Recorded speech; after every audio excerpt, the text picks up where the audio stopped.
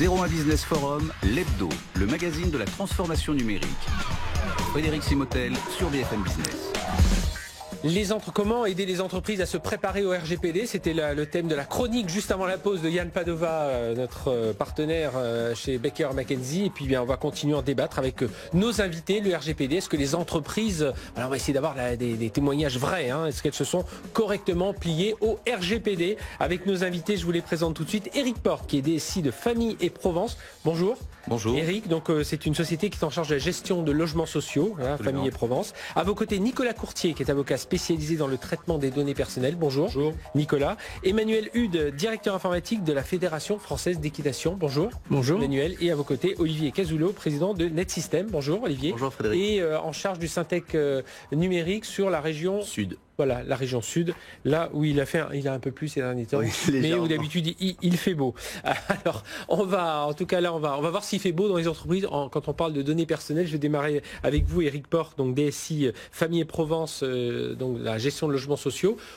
Vous en êtes où aujourd'hui? Est-ce qu'il y a eu un Big Bang le 26 mai au matin, 26 mai 2018, où toutes les données personnelles étaient correctement protégées? Racontez-nous un peu comment ça se passe chez vous aujourd'hui. Alors, il n'y a pas eu de Big Bang le 26 mai, mais par contre, il a fallu que nous nous fassions accompagner, bien entendu. Et donc, c'est un sujet qui est vraiment, sur le moment, c'est notre sujet de préoccupation. Vous étiez pris combien de temps avant sur ce... Quelques mois. Ouais. Vous étiez dans la moyenne des entreprises, voilà. Où souvent on s'affolait en disant « Oh là là, personne s'y met ». Et alors aujourd'hui, vous en êtes où? Parce qu'on sait que la CNIL a promis de ne pas être... c'était pas les sanctions, elle est tombée toute le 25 mai à minuit. Elle accompagne, elle regarde, enfin tous les travaux qui sont faits. Et aujourd'hui, oui, vous dites, chez Famille Provence, c'est l'un de vos sujets, enfin c'est le sujet majeur, en tout cas pour le DSI que vous êtes. C'est un des sujets majeurs, parce que ça, on le pose aussi au niveau de l'innovation que les bailleurs sociaux font tous les jours. Et donc c'est quelque chose qui va nous permettre d'évoluer, de gagner la confiance de nos locataires, enfin de travailler en confiance avec nos locataires. Nous sommes accompagnés par une société, un NetSystem Digital, avec M. Ferrara. Et puis Olivier Cazulot qui la représente ici aujourd'hui. Absolument, on est très content de ce partenariat. Et là, nous sommes en train d'établir le registre de tout nos traitements. Qu'est-ce qui est compliqué pour vous? C'est établir cette cartographie de toutes les données que vous...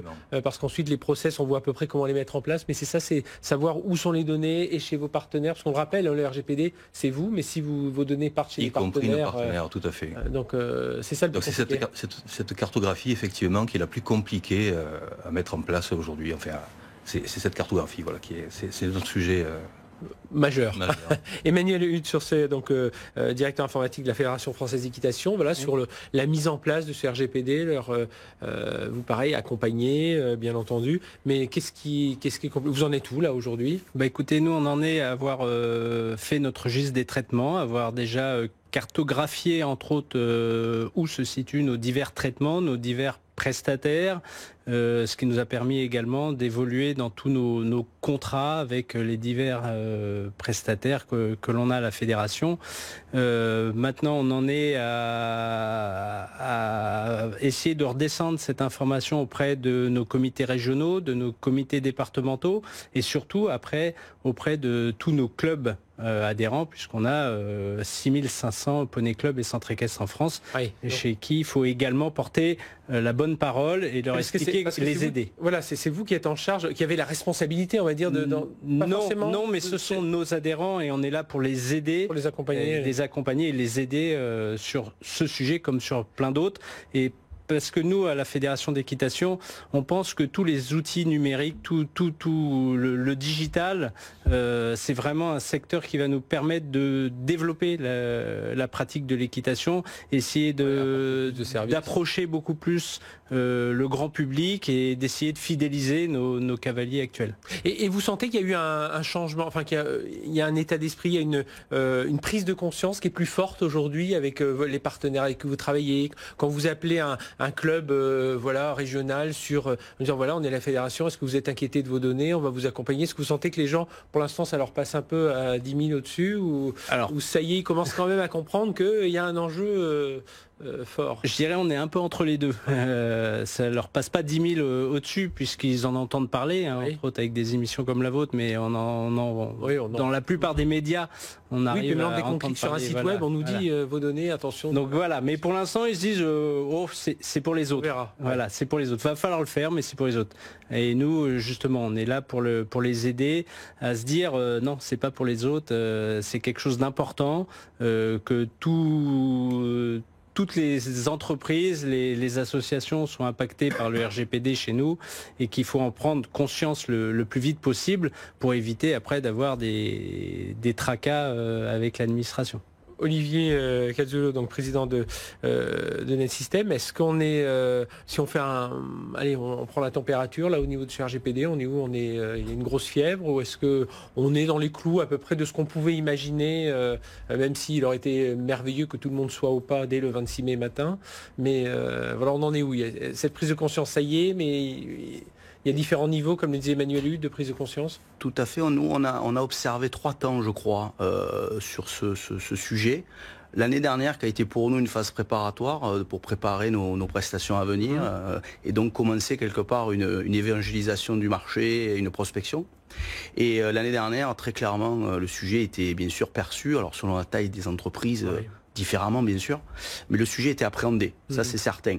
Mais il n'a absolument jamais donné lieu à quelques commandes. Impliqué et concerné, voilà. Ouais, c'est exactement ça.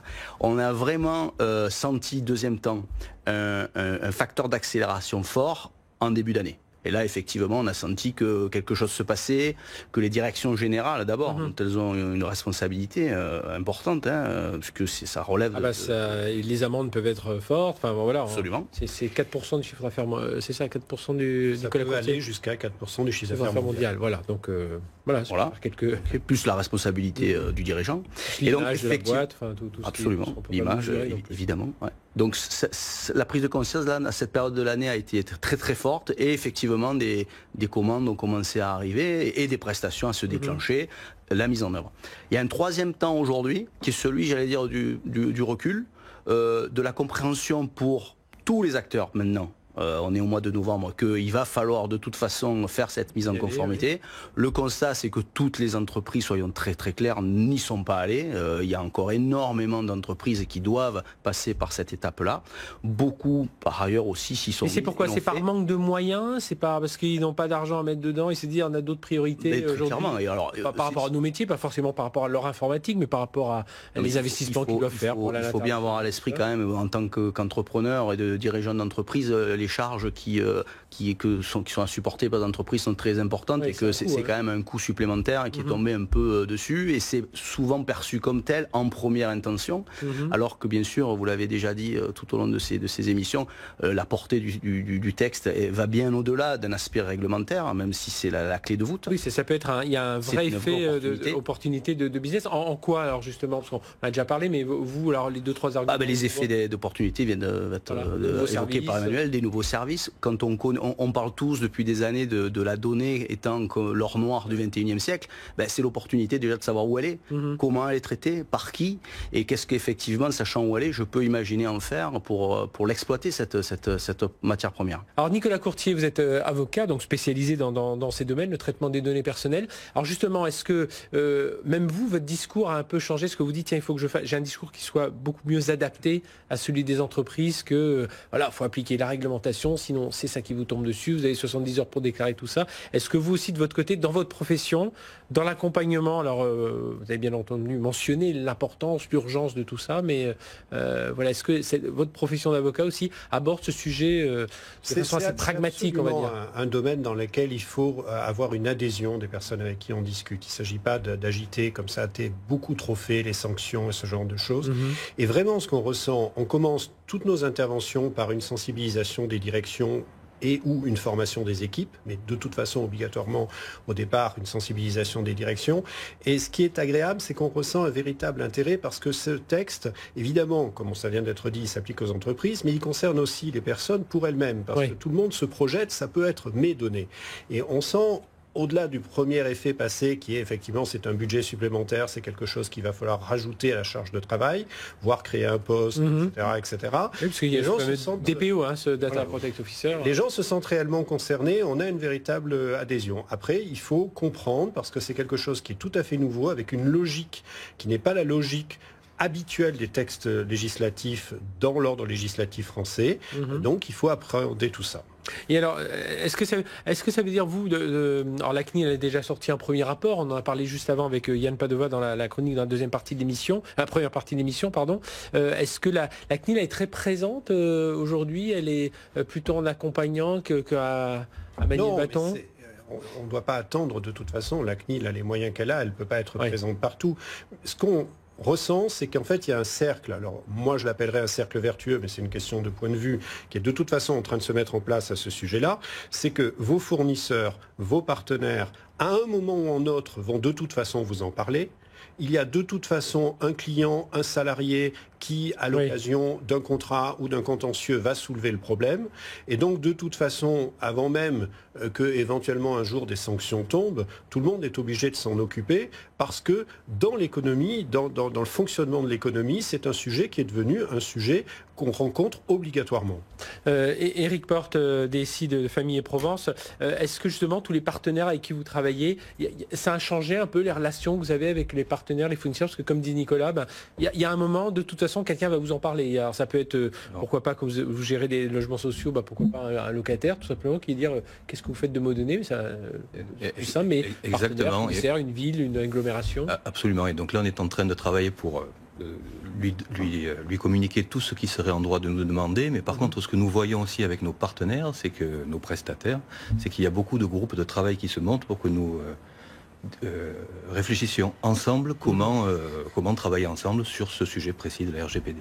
Oui, donc ça c'est vraiment dans le vent du moment. Oui, tous nos prestataires. Oui, il faut se mettre vraiment autour de table. Et c'est ça aussi, Olivier Casulot de NetSystem, c'est qu'il faut que chacun... on ne peut pas travailler dans son coin. Avec ce sujet-là, on ne peut pas travailler dans son coin. On est obligé de... Exactement, il faut fédérer l'ensemble des acteurs de cette chaîne de valeur, qui est mes process, mes données, celles qui sont concernées, les personnes qui sont concernées et bien évidemment les effets que ça peut avoir en amont ou en aval. C'est-à-dire, on l'a dit, avec mes prestataires, on parle du client, mais très souvent, les traitements que j'opère sont faits avec des fournisseurs, avec des outils du marché que je vais utiliser pour me mettre en relation avec eux, pour héberger les données. Et donc, j'ai aussi l'obligation de m'inquiéter, je crois que le terme est opportun, de ce que mettent à disposition effectivement ces fournisseurs vis-à-vis du texte. Et je crois que je m'en inquiète, mais surtout j'en suis, et c'est le cas, responsable, au moins co-responsable. Donc c'est une chaîne globale qu'il faut traiter. Et Emmanuel Hult, c'est au DSI de traiter ça, au directeur informatique. Là, vous êtes, je rappelle, un directeur informatique de la Fédération Française d'Équitation. Est-ce que c'est à lui, parce qu'on parle, compagnie bien sûr, mais... On parlait de direction générale, on parlait... c'est sur vous que ça retombe, on dit c'est de la data du numérique, allez hop. C'est un peu ça l'idée, oui, tout à fait, même si effectivement la direction générale est bien impliquée. En général, la direction juridique également, puisque derrière, il y a du contractuel à revoir, donc voilà. Mais au bout du bout, et à la limite tant mieux, c'est au DSI souvent que ça retombe, ce traitement-là, parce que effectivement, on est censé connaître la plupart des traitements. Ouais, des fois, on parlait de cartographie des données, cartographie des traitements, tout ça, ou des différents prestataires. Donc, c'est nous qui sommes censés avoir toute cette information-là. Mais à la limite, c'est tant mieux, je dirais, puisque ça nous permet également de remettre à plat certaines procédures. Des fois, certains contrats qu'on a avec des partenaires, des prestataires depuis plusieurs années, voire dizaines d'années. On se souvenait même plus qu'on échangeait certaines données parce que c'était rentré dans le fil de l'eau.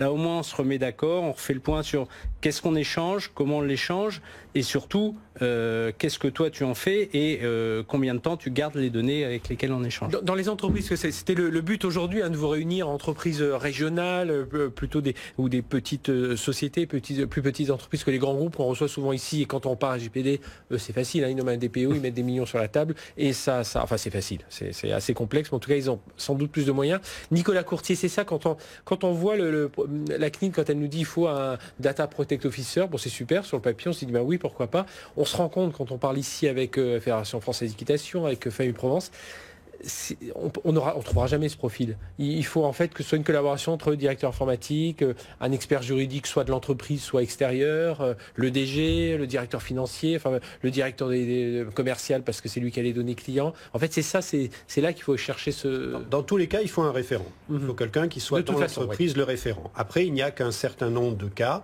dans lesquels le DPO est obligatoire. Dans le secteur public, il est obligatoire systématiquement. Dans les entreprises privées, ce n'est pas le cas.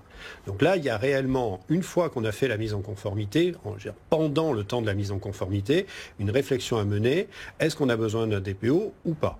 Une fois qu'on a abouti, on a plein de possibilités. On a la possibilité de prendre un DPO en interne, on a la possibilité de prendre un DPO mutualisé et on a la possibilité de faire appel à un prestataire externe.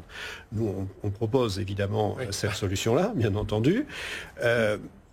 Il faut regarder comment est l'organisation. Mais une organisation qui n'a pas un service qui va être dédié à la conformité, ça va être difficile de trouver un profil qui correspond à une des choses fondamentales, c'est qu'il ne faut pas qu'il soit en conflit d'intérêts. Il ne faut pas que le DPO soit quelqu'un qui organise les systèmes d'information dans lesquels il y a des données à caractère personnel. Mais quand même, dans la plupart des cas, si vous ne rentrez pas dans les situations où le DPO est obligatoire, à ce moment-là, ça va être plus facile de trouver un profil parce que ça va être quelqu'un qui va être un référent. Et évidemment, là, nous, on est dans notre rôle de coordinateur. Ça peut être un coordinateur. Oui, en général, on dit un référent, mais on peut l'appeler comme on veut. Ce qu'il ne faut pas, c'est l'appeler DPO s'il n'est pas enregistré à la CNIL. Parce que ça, c'est fautif. Hein. Un DPO, où on l'est ou on ne l'est pas. Après, suivant les organisations, ce qu'il faut, c'est réunir. Ce qui est certain, c'est que la mise en conformité et ensuite faire vivre, parce qu'on ne va pas s'arrêter à la mise en conformité, c'est en permanence un aller-retour entre le technique et le juridique. Comme rares sont ceux qui ont les deux compétences, ça nécessite de former une équipe avec des gens en interne, avec des gens en externe, et d'être capable de répondre aux différentes situations, y compris les situations les plus graves, parce que, comme je crois que vous l'avez dit tout à l'heure, on n'a que 72 heures pour signaler une faille de sécurité. Oui, et ça c'est quelque chose d'assez nouveau pour les entreprises. Et au-delà de l'aspect amende dont on parlait tout à l'heure, il y a aussi l'aspect image, quand on est par rapport à la confiance des clients.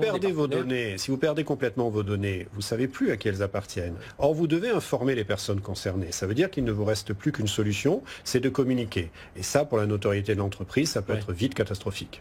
Olivier Cazulot, est-ce que ça peut être l'occasion, comme le disait Emmanuel Hutt tout à l'heure, ou comme l'a dit Eric Porte en disant une cartographie des données, des transactions, tout ça, est-ce que ça a pu être l'occasion, ces projets aussi, de un peu remettre à plat une partie du système d'information, de repenser un peu une organisation? Est-ce que ça, vous l'avez vu aussi dans l'entreprise, qui se dit, tiens, finalement, à partir de là, on va peut-être rebâtir quelque chose ou consolider quelque chose auquel on n'avait pas forcément pensé ou qu'on pensait faire plus tard? C'est clairement l'occasion aussi de effectivement faire un point sur l'état de l'art de son système d'information. C'est pour ça que les ESN en général, qui ont cette spécialité de pouvoir analyser les systèmes d'information de leurs clients, ont une valeur ajoutée très claire dans ces domaines-là.